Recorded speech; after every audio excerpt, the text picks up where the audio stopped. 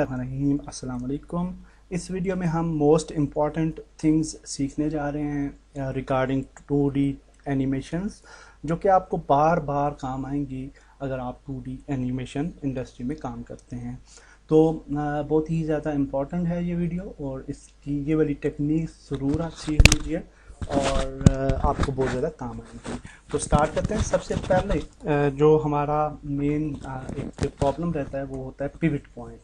तो for example हम एक कोई इमेज इंपोर्ट करते हैं अपने सीन में, और कोई भी इमेज हम इंपोर्ट करते हैं। तो अब देखिए कि जब हम इसको सिलेक्ट करते हैं तो इसका डिफ़ॉल्ट पिवट पॉइंट यहाँ मिडल में रहेगा। तो अगर हम इसको रोटेट करते हैं तो ये उस पिवट पॉइंट के गिर्द रोटेट करेगी, स्ट्रेच करेगी, और सारा कुछ इस पिवट पॉइंट के गिर्द होगा। अगर हम इसका पिवट पॉइंट चेंज करते हैं, फॉर एग्जांपल यहाँ से यहाँ पे लेके आते हैं, तो अब ये इस पिवट पॉइंट के गिर्द मूव करेगी। ओके, लेकिन जब हम इसको छोड़ेंगे, बाहर जाएंगे और दोबारा से सिलेक्ट करेंगे, तो पिवट पॉइंट दोबारा से इसका सेंटर हो जाएगा। और हम चाहते हैं कि इसका पिवट पॉइंट जो है वो परमानेंटली चेंज हो जाए। जैसे कि हमारे कैरेक्टर्स होते हैं तो उनमें पिवट पॉइंट को हम परमानेंटली चेंज करना चाहते हैं। तो परमानेंटली चेंज करने के लिए हमारे पास टूल है यहाँ पे एडवांस एनिमेशन टूल बार में, और ये टूल बार आती है window tool bars advance animation. तो इसको आपने इनेबल करना होता है, तो यहाँ पे ये आ जाएगी, और यहाँ पे हमने टूल सेलेक्ट करना है रोटेट टूल, और फिर हम इस पिवट पॉइंट को परमानेंटली मूव कर सकते हैं किसी भी जगह पे। तो फॉर एग्जांपल हम यहाँ पे जाते हैं, तो ये पिवट पॉइंट अब यहाँ पे आ चुका है, और अब अगर हम इसको रोटेट करेंगे तो ये इस पिवट पॉइंट के गिर्द वो रोटेट करेगी। और अगर हम बाहर भी चले जाते हैं, किसी और फ्रेम पे काम करने के बाद दोबारा आते हैं, तो भी पिवट पॉइंट जो है हमारा यही रहेगा जो कि हमने न्यू सेट किया है। तो this is our first technique, जो कि बहुत ही ज़रूरी है और बार बार आपको काम आएगी।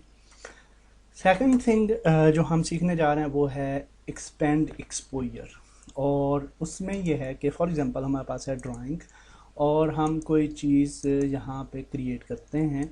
फर्स्ट फ्रेम पे आते हैं, और यहाँ पे हम इसके बैक साइड पे हम एक बना लेते हैं कलर कार्ड भी, और ड्राइंग पे आ जाते हैं, और यहाँ पे हम कोई चीज़ क्रिएट करते हैं, फॉर एग्जांपल सर्कल, और इसके अंदर कलर फिल कर देते हैं। तो अब यहाँ पे देखिए कि ये फर्स्ट फ्रेम पे तो हमारे पास यहाँ पे ये मौजूद है, लेकिन अगर हम सेकंड फ्रेम पे जाएंगे तो ये गायब हो जाएगी, और इसी तरह से किसी भी फ्रेम पे चले जाएं तो ये हमें नज़र नहीं आएगी। तो हम चाहते हैं कि एंड तक हमारी बाल जो है हमें नज़र आनी चाहिए। तो हम क्या करेंगे, लास्ट फ्रेम पे जाएंगे, राइट क्लिक करेंगे, और एक्सटेंड एक्सपोजर, तो इस पर क्लिक करना है। तो अब हमारी एक्सपोजर जो है, बाल जो है, वो हमारी कंप्लीट एनिमेशन में हमें नज़र आ रही होगी। ग्रेट। अब हम जी नेक्स्ट स्टेप पे आ जाते हैं, और नेक्स्ट स्टेप ये है कि इस ड्राइंग के ऊपर हम पैग क्रिएट कर लेते हैं, क्योंकि हम एनिमेट करना चाहते हैं।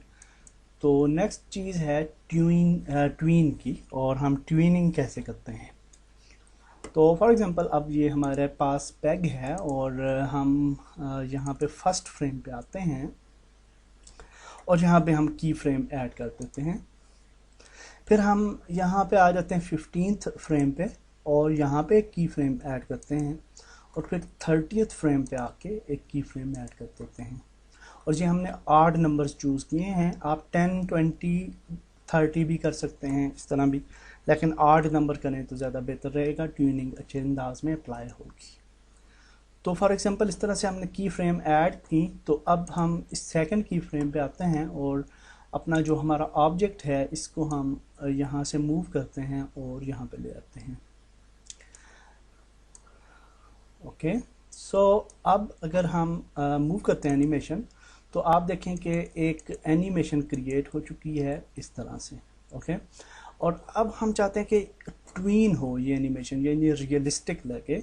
तो हम यहाँ से सिलेक्ट करेंगे और शिफ्ट प्रेस करके ये सारी की सारी जो है सिलेक्शन करेंगे सेल्स की, और यहाँ पे हमारे पास ऑप्शन है ये वाला, और इसका नाम है सेट मोशन की फ्रेम्स।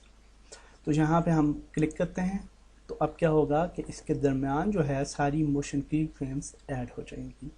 तो अब अगर हम मूव करते हैं, प्ले करते हैं, तो आप देखें कि ये एक एनिमेशन की टाइप पे मूव करेगी। ऑटो रिप्ले यहाँ से हम ऐड करते हैं और अब प्ले करते हैं तो आप देखेंगे कि चूँकि वो हमारा यहाँ तक ख़त्म हो रहा है, तो इस नोड को हम यहाँ से पिक करके यहाँ पे ले आते हैं, यहाँ पे, और अब हम प्ले करते हैं तो आप देखेंगे कि एनिमेशन हमारी जो है वो बड़े अच्छे अंदाज में प्ले हो रही है।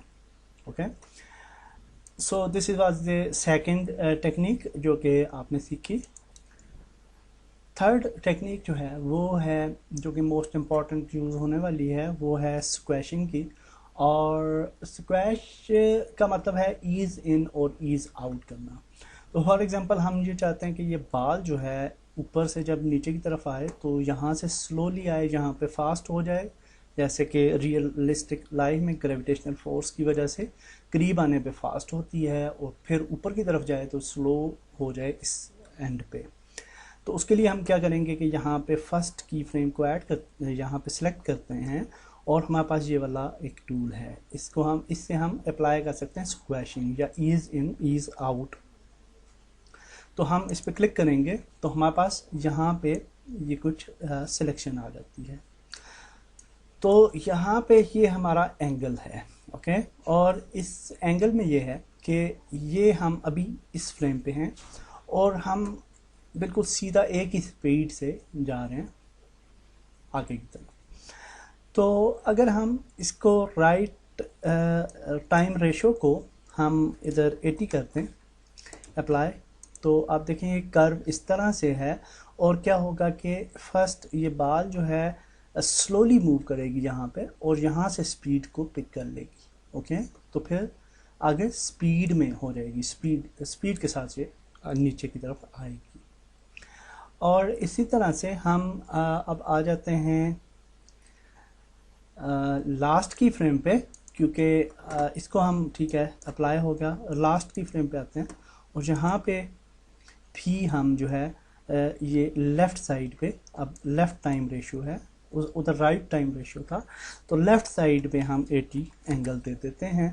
तो अप्लाई करते हैं तो अब क्या होगा कि लास्ट में जब ये आएगी इसके करीब, यहाँ से फास्ट आएगी और ऊपर जब ऊपर की तरफ यहाँ से करीब होगी तो आहिस्ता हो जाएगी।